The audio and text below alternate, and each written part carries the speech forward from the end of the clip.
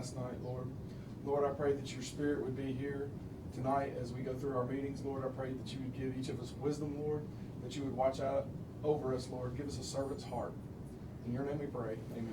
Amen.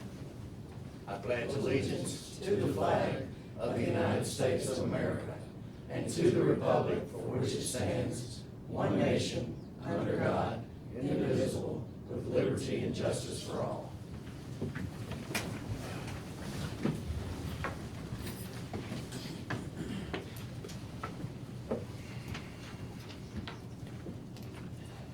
Okay, first on our agenda this evening is approval of minutes for the October 18, 2016 meeting.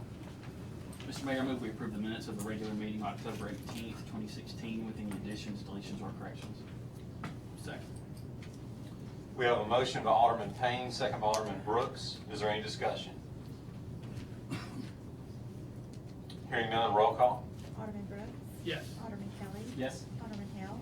Yes. Alderman Payne? Yes. Alderman Gallagher? Yes. Alderman Ferguson? Yes. Alderman Flores? Yes. Okay, and that motion carries. All right, next on our agenda is the swearing in of Keith Treadway as public defender. I'll meet you out front. Okay. First of all, before we swear in, we got to appoint him. So is there a motion to appoint Mr. Keith Treadway as a public defender in our court? So moved. Second. We have a motion by Alderman Brooks, second by Alderman Ferguson. Is there any discussion? Hearing none, roll call. Alderman Brooks? Yes. Alderman Kelly? Yes. Alderman Hale? Yes. Alderman Payne? Yes. Alderman Gallagher? Yes. Alderman Ferguson? Yes. Alderman Flores? Yes. Okay, that motion carries.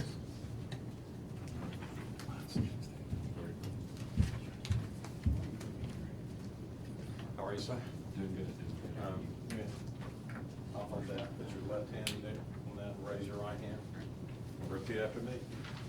I, James Keith Treadway, I, James Keith Treadway, do solemnly swear do solemnly swear that I will faithfully support that I will faithfully support the Constitution of the United States the Constitution of the United States and the Constitution of the State of Mississippi, and the Constitution of the State of Mississippi, and obey the laws thereof, and obey the laws thereof, that I am not disqualified that I am not disqualified from holding the office of public defender, from holding the office of public defender, and I will faithfully discharge the duties and that I will faithfully discharge the duties of the office upon which I'm about to enter. of the office of which I am about to enter. So help me God. So help me God. Congratulations.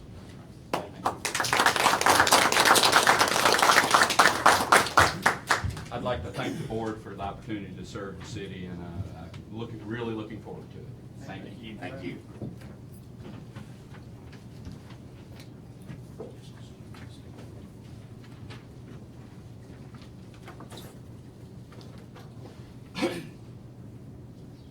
Okay, next on our agenda is a resolution to designate a portion of Highway 302 Bridge, which is the bridge at Interstate 55 and Goodman Road, in memory of State Senator George E. Guerreri, Sr. Mr. Mayor, I move we adopt a resolution of the City of Southaven requesting legislation designating the George E. Guerreri Sr. Memorial Bridge. Second. Okay, we have a motion by Alderman Payne, second by Alderman Hale. Do we want to read, would someone read the bio, the history? You mind doing that, George?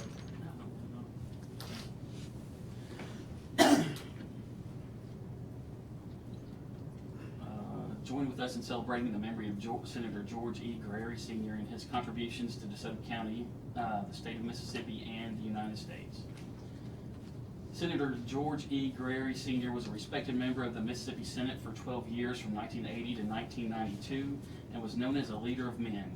He was highly decorated, retired United States Army officer and served in World War II, the Korean War, the Vietnam War, as well as the Office of the Chief of Staff of the Army at the Pentagon in Washington, D.C.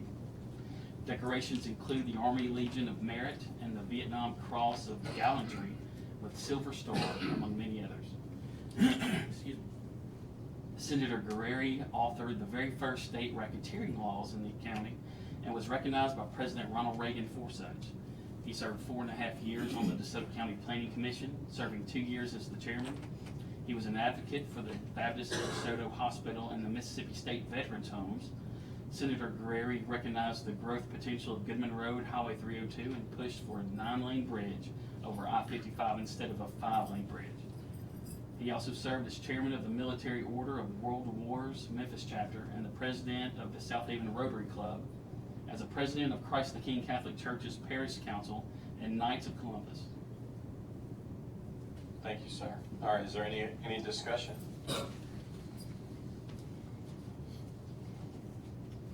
Hearing none, roll call. Alderman Brooks. Yes. Alderman Kelly. Yes. Alderman Hill.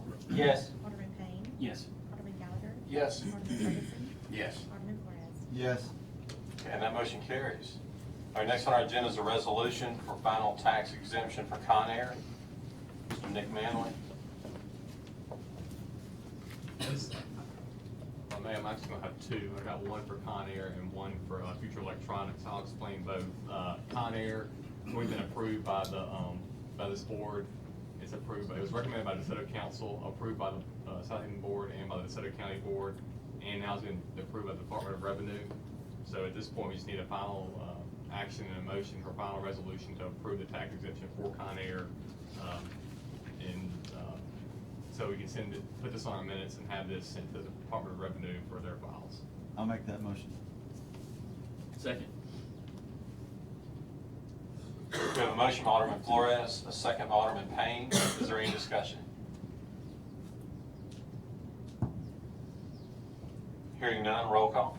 Alderman Flores. Yes. Alderman Ferguson. Yes. Alderman Gallagher. Yes. Alderman Payne. Yes. Alderman Hill. Yes. Alderman Kelly. Yes. Alderman Brooks. Yes. Okay, and that motion carries. I was gonna do one more for future. Their attorney's here tonight, so I got the future letter and the approval from the Department of Revenue today for Future Electronics. Department of Revenue, which has also been approved by the county, recommended by the DeSoto Council, and approved by the city. So not having make them come back again next meeting, I just want to put this agenda tonight. It's been same motion. It'd be a resolution to approve the final tax exemption for Future Electronic Distribution Center. So we can have this on our minutes along and be able to send it to the Department of Revenue and the county for their records as well. I'll make that motion as well. Second. We have another motion by Alderman Flores, a second by Alderman Payne. Is there any discussion? Where are they located, Nick? Future Electronic? 155, okay. Yeah, over there, Is there any other discussion? Hearing none, roll call. Alderman Flores. Yes. Alderman Ferguson. Yes. Alderman Gallagher. Yes. Alderman Payne. Yes. Alderman Kite. I'm sorry. I was calling the Alderman Hill. Yes. Alderman Kelly. Yes. Alderman Brooks. Yes. That motion carries. Form, I apologize. Okay, next on our agenda is Mid-South Uniform Contract Extension for the Southaven Police Department. Chief Steve Pirtle.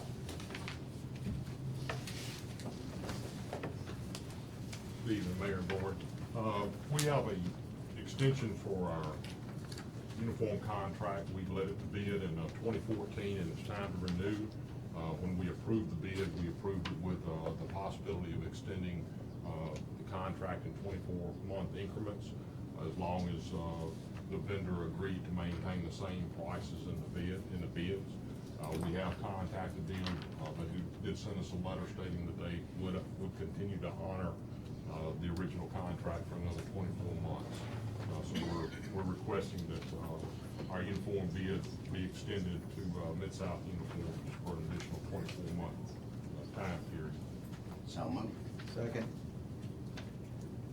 We have a motion by Alderman Ferguson, second by Alderman Flores. Is there any discussion?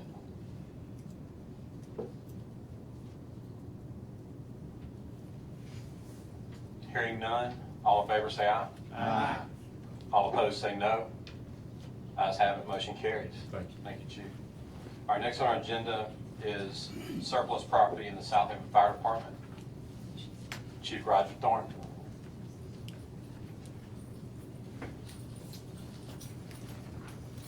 Good evening, Mayor and Board. The Southaven Fire Department is requesting to surplus a 2008 F-450 ambulance chassis. We are going to remount the box, rebuild and remount the box on the new chassis. So all we're asking for is to surplus the old worn out chassis. We actually will get a trade-in value on it when we do the remount, and we've been offered, the least amount was $2,500 for the trade-in. So the last remount we did, the chassis was only worth $100. This one's in a little better shape, but it is no longer usable for frontline ambulance use. Also so moved. Second. We have a motion by Alderman Ferguson, second by Alderman Brooks. Is there any discussion? Hearing none, all in favor say aye. Aye. All opposed say no. Ayes have it, motion carries. Thank you. Thank you, Chief. Our next on our agenda is an agreement with Eccles Group. Eccles Group is a lobbyist that we have hired in the past. That contract had expired, so we need to extend that contract for lobbying services.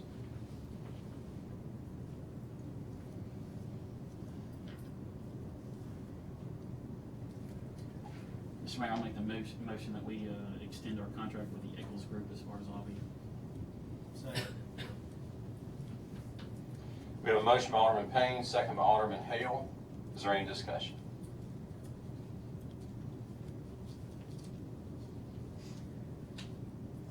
Hearing none, roll call. Alderman Brooks. Yes. Alderman Kelly. Yes. Alderman Hale. Yes. Alderman Payne. Yes. Alderman Gallagher. Yes. Alderman Ferguson. Yes. Alderman Flores. Yes. Okay, and that motion carries. Next on our agenda is our planning agenda. Ms. Whitney Cook. Yes, sir, we have two items on the agenda. The first item on the agenda is an application by IDI Gaisley for subdivision approval for State Line Business Park North Lot 3, which is gonna be on the north side of State Line Road, just east of Tullahoma. This is the last lot on the eastern side before you get to some private property that was not part of the master plan for the State Line Business Park. This was part of the original 2007 master plan, so it is compliant with that. As you'll see, it's provided the 53 feet of right-of-way for State Line Road to continue the widening down on the north side from the center line north. We have not received the site plan or design review or anything associated with that, but all the buildings there match in terms of their design requirements. You'll see one under construction right now. It was voted unanimously in favor of for approval.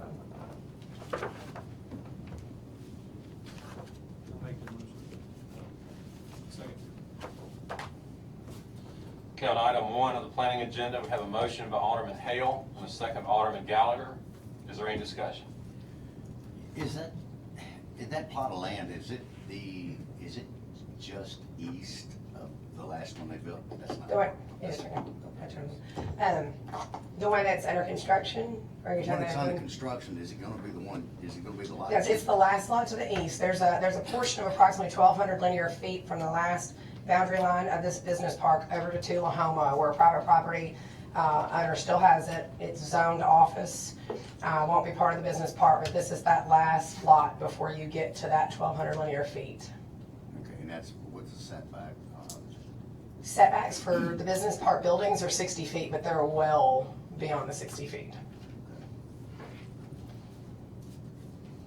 Is the current widening, the width? This one has got a dedicated 53 feet, so you'll have to have an additional widening on the north side of the center line with this one of approximately a lane and a half. So that's Our just cost, gonna their be, cost. Their cost. but that's not gonna leave a whole lot left over there for us. No, there's gonna be that portion on the property we were talking about to the east of that, and then on the south side, where those homes are, that's not gonna be widened as part of an overall project. So it'll be up to us to either look at widening it or just kind of hold off and wait and see if another development comes through and does the improvements for us.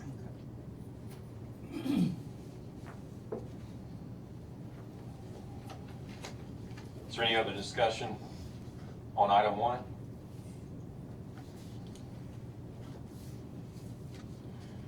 Hearing none, roll call.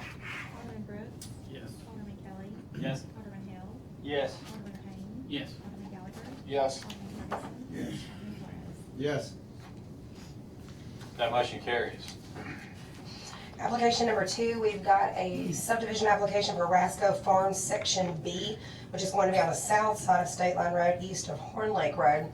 That's your overall master plan for the total subdivision of approximately 130 acres. This section B is only 3.767 acres, and it's located in the northwest corner. It's approximately 16 lots. It has no open space in it. Minimum square foot for the lots is 6,000. It was approved in an overall PUD again in 2007, so it meets the criteria, the bulk regs of that PUD.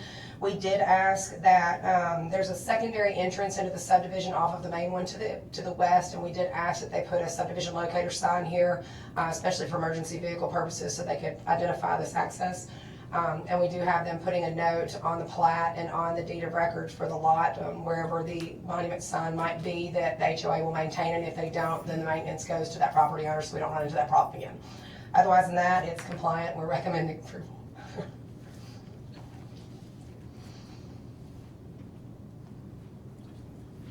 Whitney, tell me how many homes are gonna be on this again? This section is 16 lots. There'll be 16 homes associated with this one. But there's 400 and something in the overall subdivision. You're on section B right now. If you'll go back to the master plan, up on the northwest side of the master plan, if we can zoom in just a little bit, Michael. 1 through 16? Well, no, the lot numbers are off on it, but you see the main entrance with the boulevard? Well, I'll just get it. Okay. See the big circle? That's your boulevard. That's your roundabout there. If you'll go to the west of that, you'll see another access road almost to where the boundaries of the property ends. There's where this section is. There's 16 lots over there in that northwest corner. And that's the ones we're dealing with tonight. There are, in this master plan, there was some alleyway access to some of the properties. This does take in some of those initial ones. Planning Commission opted to keep those alleyways private. They do have the option to, if they want to build them up to code, to bring the alleyways in as ours, but the Planning Commission, after my recommendation, what we've seen with some of our other alleyway access subdivisions was to keep them private. Homes being built there are gonna be conducive to what's already around it. Yes, they're all part of a master plan that have a minimum square footage for the lots and the homes as well.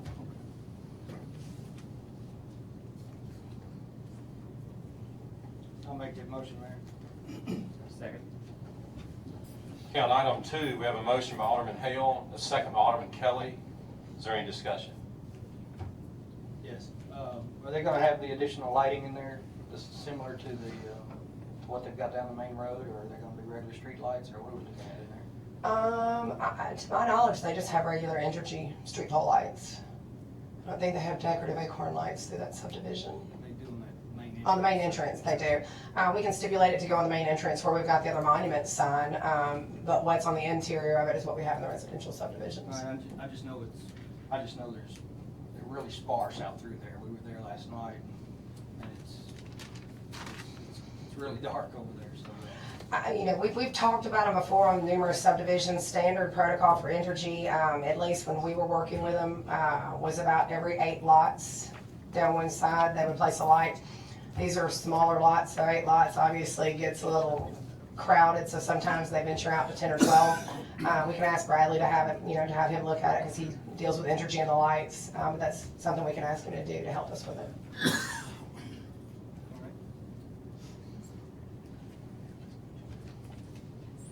There's a good bit of building going on over there right now. Mm-hmm. A lot of houses. We'll have the roads bonded, so we'll have those protected. We've added in all of our costs for the road bonds for that as well, so just to give everybody a little peace of mind on that. Thank you. You're welcome. And would you tell us more about the HOA? Is there an HOA for just? There's an HOA for this one. Okay. It's managed by an association group, like a LEDIC group. We haven't run into a lot of problems with them. They're very active. What we'll have this one added in, this overall master plan requires that every one of these lots goes into a master plan, to a master HOA. So they do have some common open spaces. We haven't had a problem with them code enforcement wise on getting the open spaces maintained, the street entrance signs. They've got some flower beds they plant. So we haven't run into any problems with them. It is stipulated, like I said, in the PUD. It's placed in their deed restrictions, and we'll do that as well with this section. But it's all one, and It's all one. Okay. Mhm. And the HOA, they gonna take care of the area around the monument sign? I mean, is that? It's part of their sign easement. Anything that's associated with their subdivision locator sign, the easement it's involved with, the boulevards that go into it, the roundabouts, any open space that's identified. We always put the sign easements or the entrance locator signs into an easement in their open space now, so we can make sure it's associated with them and not in a right of way or what we call the no man's land that nobody likes to talk about it sometimes, but we've protected the new ones so we know whose property it is. And we've got a secondary safety net on these so that if the HOA for whatever reason dissolves or it doesn't do what they're supposed to do, the maintenance transfers to the property owner that it's on, because that easement's gonna be associated with their lot. So, Okay, thank you. And that's great. got you covered. Okay, any other discussion on item 2? Hearing none, roll call. Alderman Brooks. Yes. Alderman Kelly. Yes. Alderman Hill. Yes. Alderman James. Yes. Alderman Gallagher. Yes. Alderman Ferguson. Yes. Alderman Flores. Yes. Okay, and that motion carries. Our next on our agenda is the mayor's report. I want to update you on a few things. First of all,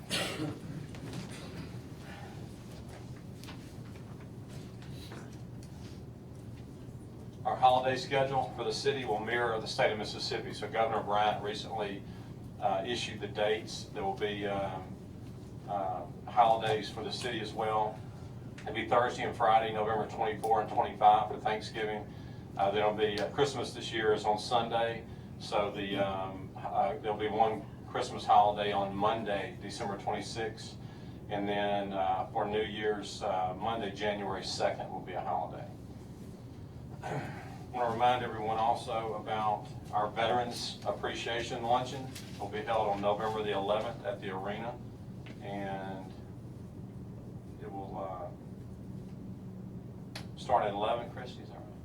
It'll be November 11th at 11 a.m. at the arena. So encourage everyone to attend. That's been a special event for our city. It's been a great tradition for us, and actually one of the most enjoyable events that I've experienced as a mayor of the city. So I encourage everyone to attend if you can. If they'll make reservations, so that we have a head count. Okay, with reservations, right. And we appreciate our VIPs for helping serve there as well. Okay, next, y'all heard us talk about the city entrance signs. Can we make that any bigger, Michael? Or can you go to the 2-pole sign first? I think the 2-pole was, okay, there you go. All right, this sign right here, we've talked about this for a long time. It's part of our beautification efforts in our city, and been a long time coming. We spent a lot of time working on it. But the first one was installed today.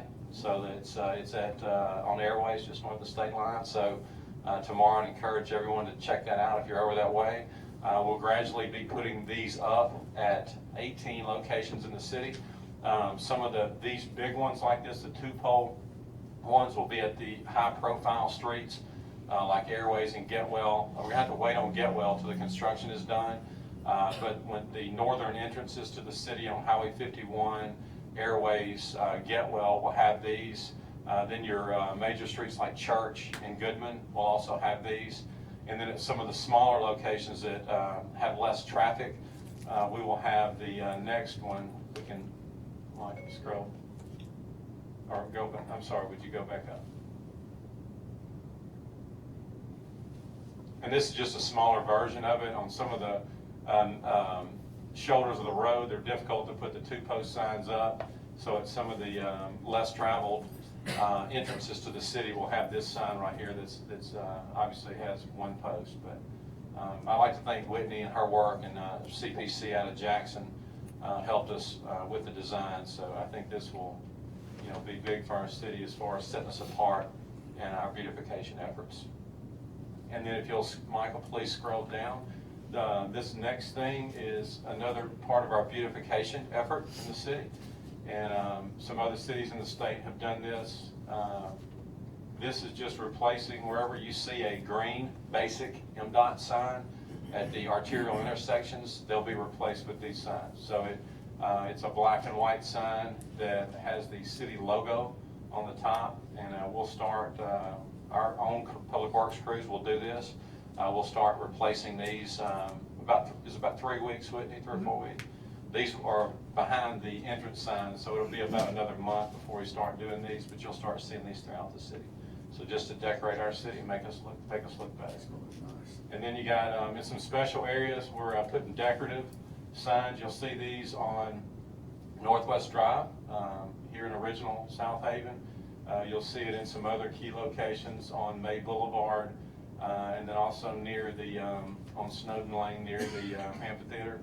So these are just decorative stop signs. So again, these are, and you can see they'll have this, it'll be like a dual purpose sign where it'll have the street names on top of it like that.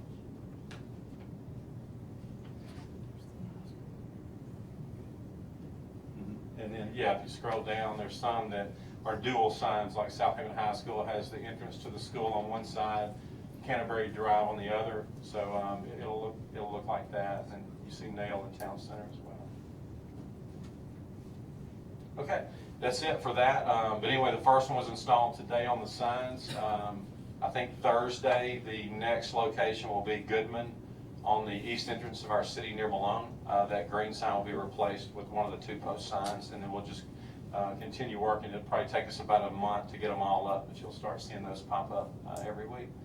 The next thing, if we can, with the next picture. We've talked a lot about making our city more pedestrian friendly. So I'm happy to announce to you tonight, and correct me if I'm wrong, but I'm not aware of a project, a citywide bike and pedestrian project ever in the history of the city of Southaven. So we will now have one. This will be the first bike and pedestrian lane that is in the city of Southaven, and it will connect as part of a larger plan. Greenway 2040 is a Memphis Metro Greenway project that we passed a resolution last year to participate in the overall plan that eventually will connect all the cities in the Memphis Metro. I guess if you're in good enough shape to do that, you can ride a bike all the way from the river to Collierville or wherever and through Southaven. So eventually it'll all connect, but we agreed that we would do our part to make Southaven connect with Greenprint 2040. So what this will do, and y'all are already aware that we're waiting, we have a pending project. It's an alternative transportation grant through MDOT that will add a multi-use trail to connect Central Park and Snowden Park. That one should be in it. We've had a few hang-ups here and there, but that should be under construction in 2017. So it'll connect a trail between Central and Snowden. And then this will tie into that. So if you hang in there with me, if we go over to the left side of the screen, this is where it will start. It will start at Airways and Clarington Drive.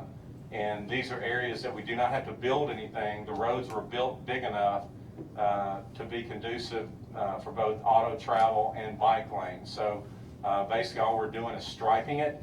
So we'll be putting bike lanes on both sides of Clarington. And then you'll see in the middle, the vertical line, that's Greenbrook Parkway. So Greenbrook Parkway will have new bike lanes that go from Green Cliff Drive on the south end all the way to where it ends. It's going to end right there by the golf course where the boulevard begins, almost to State Line Road. So then if you follow it back to the right, which would be going eastbound, you'll see a little break in the trail right there. That's where you hit Sweeney. We're going to have to add just a little small stretch of a trail that'll be off the road for safety, so the bikes will be able to go from there back up to Central Park. The road in Central Park is not wide enough to add an extra bike lane, so what we're going to do is something that we researched that's common in many other areas. We're going to slow the traffic in Central Park, and it'll be a dual lane. So it'll be marked for bikes and autos, so you'll actually share the road just for that stretch from Sweeney over to Tullahoma. So you can see that the trail goes through Central Park.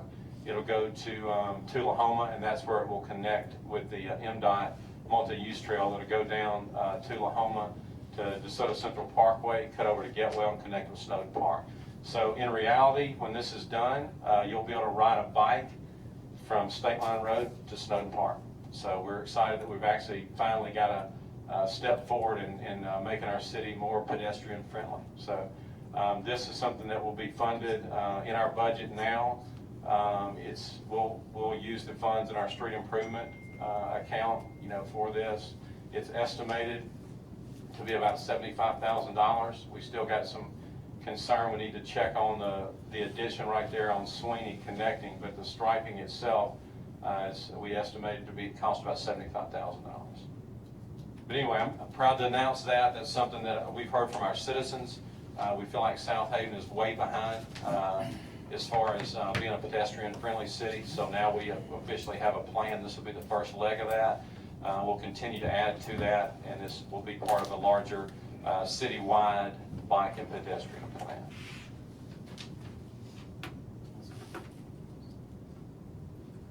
We may name this, our friend Whitney Cook may name this. We're thinking we may name it the Southaven Share the Road plan or something like that, but this is brand new. We hadn't gotten to the name yet, but anyway, it will be, like I said, it'll be part of a larger campaign to make our entire city more pedestrian friendly. That's all I have this evening. Next on the agenda is our citizens agenda. The first person that we have signed up is Mr. Freddie Turner. So if Mr. Turner will please come forward.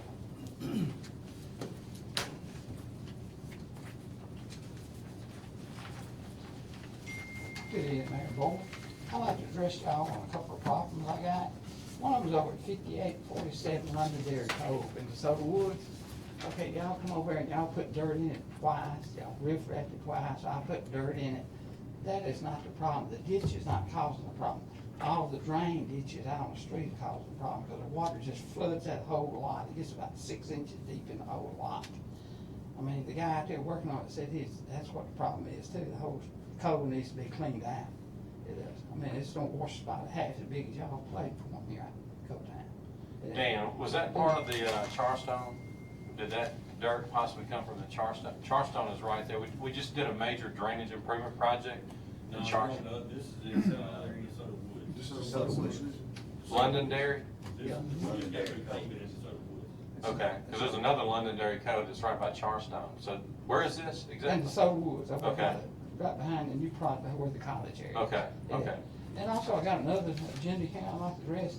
Something about the garbage. I mean, when I rent one out, y'all don't pick the can up and then you let the garbage bill get way up. I don't know how much money's owed to y'all on about 4 or 5 properties. But, when they go over in and I call and they say I owe the money, I don't never get a bill from y'all. I mean, we need to come to some kind of solution, to fix that. Well- Y'all get y'all's money. Right, I appreciate you coming forward and bringing that up. And actually, when we had you scheduled for the last, I understand we had some miscommunication, but anyway, after we got your request to be on the agenda last time, we've investigated the situation. And what the issue is, this is a rental house, correct? Yeah, I got a few out there. Right, you have a tenant that is defaulted, they didn't pay. So, they've skipped, I understand they're gone? Yeah. Is that right? And, so we were left hanging. I mean, nobody's paid the money, so, and unfortunately, as the property owner, that falls back on you. So that's what the situation is at Well, this how point. come they don't pick the can up before it gets that far? I mean. Well, I the mean, can is picked up. When we realize that no one's using the can is picked up. Well, I mean, they let it get there. I mean, this property here, I think it's $170, $80 over on this property. I mean, that's over a year. Somebody knows that before then. Sure, Right. somebody Bradley, would you tagged tell it. us when they picked the can up? Bradley's our public works director. He's oversees sanitation, but basically, when we find out that it's delinquent, then they do pick the can up. So in this particular situation, your tenant was delinquent, and then finally, moved out of the home and still left the bill delinquent to the city. See, it's in his name, it ain't in my name. Right, but I mean, you're ultimately responsible. You own the home, so. Yeah, unfortunately, I mean, that's one of the risks that you take, with rental property if your tenant skips town on you. But I mean, we need to do that. I get the money from them to pay y'all, for y'all to get paid, Well, we welcome that. I mean, we could have done that at any time, so. Is that still an Nobody option? never got in touch with me about it, Well, I mean, the utilities are set up through the person that lives in the home, so. Yeah. So that's why the invoice or the bill goes to them, and I guess after or let Bradley speak, but after we realize that they're no longer there, then at that point, we attempt to collect another way. Would you update us, Bradley, please? Yes, sir. Mr. Bradley Wallace, our Public Works Director. Yes, sir. I think about that minute. Well, the only one I know about that we were talking about previously was the 624 custody, and we can check the others, see what we need to, if we can communicate better with you about those, we can check those. But like you say, Mayor, we try to get the money from the tenant first, because they're the one that's run up the bill in this case, and it was other cases. We give them their opportunity, once they reach certain, over $50 due, Ray and them, that they keep, the billing and utilities, but and the sanitation only customers like we have here, we get that from Horn Lake.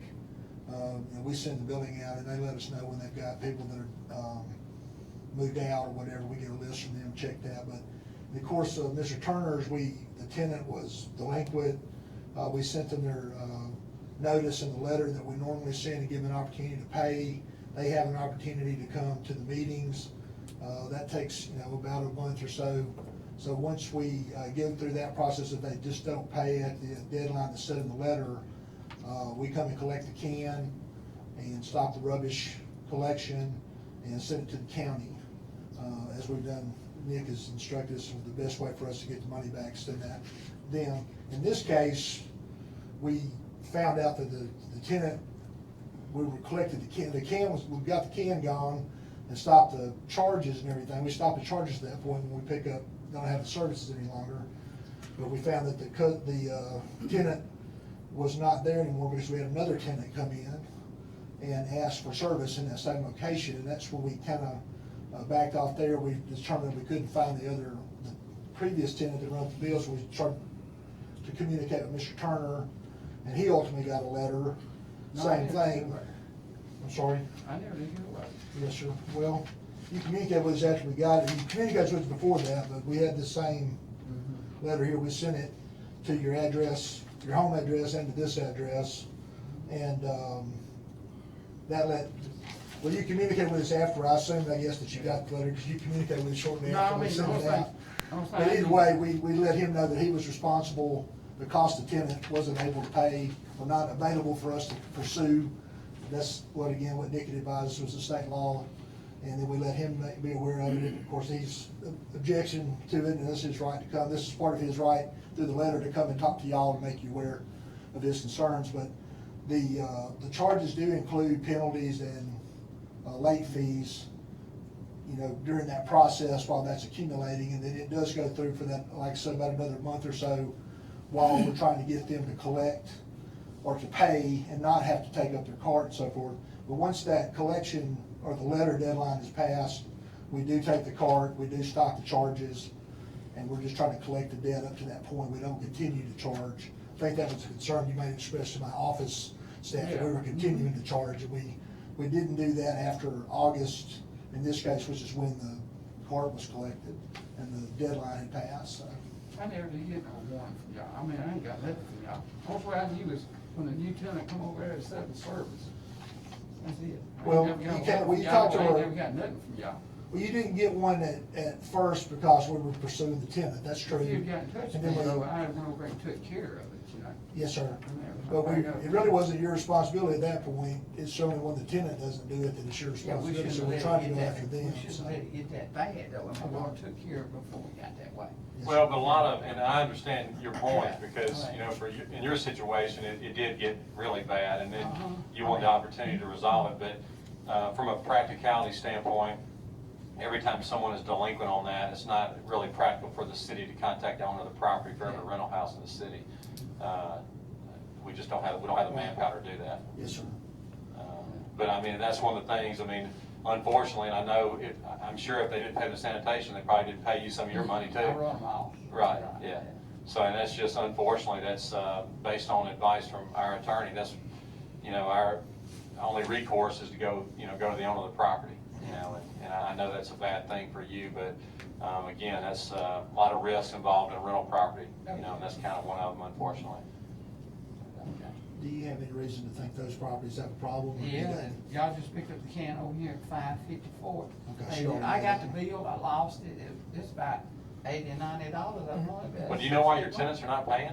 I don't know, I didn't know they wasn't paying. Yeah, You know well, what I mean? you do now. Yeah, they got so bad, Yeah. they got that bad, Well, you know. so It's just, we can- all they had to do was just write me a little letter, tell me, I went by and took care of it.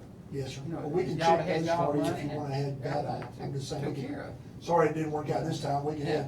we can check those out if you want us to ahead of Yeah, time check to see these if out. there's, You know, and just I let mean, you I know. think that's all. Can you Also, write down a good number for me? I ain't got no pen to man. But also over on that, Londonderry Cove, I think what it is, the engineer thinks it's the ditch causing that. The ditch is not causing that. I've been over there when it rains, and the water's running, it's pouring across the street from the other side, because the ditch is full. I mean, they come over and dug the ditch right out in front of the property, but it looks like this. Water don't run up here. You know, Yes, sir. Well, we can get an evaluation done on that. We can definitely do that. Yes, sir. Mr. Turner, Dan Cordell's in our audience tonight, so you can talk to him after our meeting. He'd be happy to speak with you. Yes, he speaks for Dan. But more likely if it rains again, I imagine all that riffraff and everything, because the water's gonna go up under it, because I mean, it's like a river. Yeah. Water poured down. Yeah, we can definitely, we'll get an inspection done and, get the problem analyzed and, see what we can do to try to help that. Yeah, well, thank you. Yes, sir. Thank you. Thank you. Okay, next on our agenda is, our personnel docket.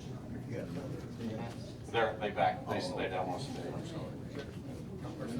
Personnel docket. Mr. Mayor, I move that we approve the personnel documents presented on this date. Second. We have a motion by Alderman Brooks, second by Alderman Kelly. Is there any discussion?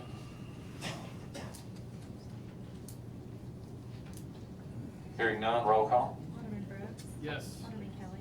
Yes. Alderman Hill. Yes. Alderman Payne. Yes. Alderman Gallagher.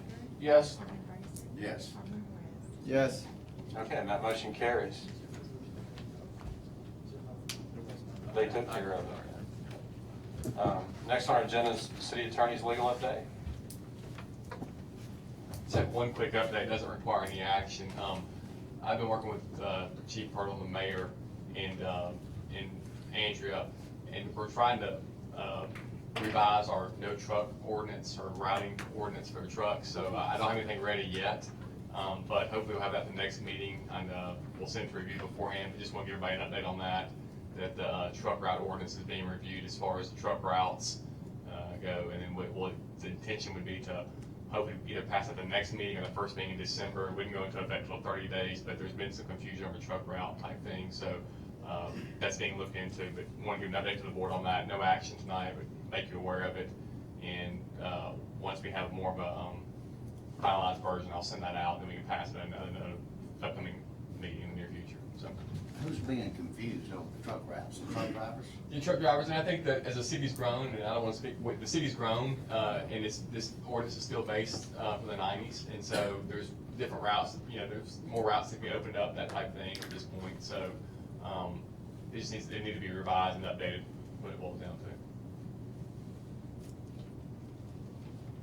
But anyway, just update, no action, just letting you know. Okay, thank you, sir. All right, next on our agenda is our claims docket. Mr. Mayor, I move we approve the claims docket in the amount of $2,467,992.25, including demand checks. Second. We have a motion by Alderman Payne, second by Alderman Flores. Is there any discussion? Hearing none, roll call. Alderman Flores. Yes. Alderman Ferguson. Yes. Alderman Gallagher. Yes. Alderman Payne. Yes. Alderman Hill. Yes. Alderman Kelly. Yes. Alderman Brooks. Yes. Okay, and that motion carries. All right, next on our agenda, is there a motion to determine the need for executive session? That motion? Second. We have a motion by Alderman Gallagher, second by Alderman Ferguson. All in favor say aye. Aye. All opposed say no. Ayes have it, motion carries. The need this evening is economic development, claims and litigation against the city, and parks personnel. So now is there a motion to declare executive So session? moved. Second. We have a motion by Alderman Gallagher, second by Alderman Brooks. All in favor say aye. Aye. All opposed say no. Ayes have it, motion carries. The mayor and board will now enter executive session.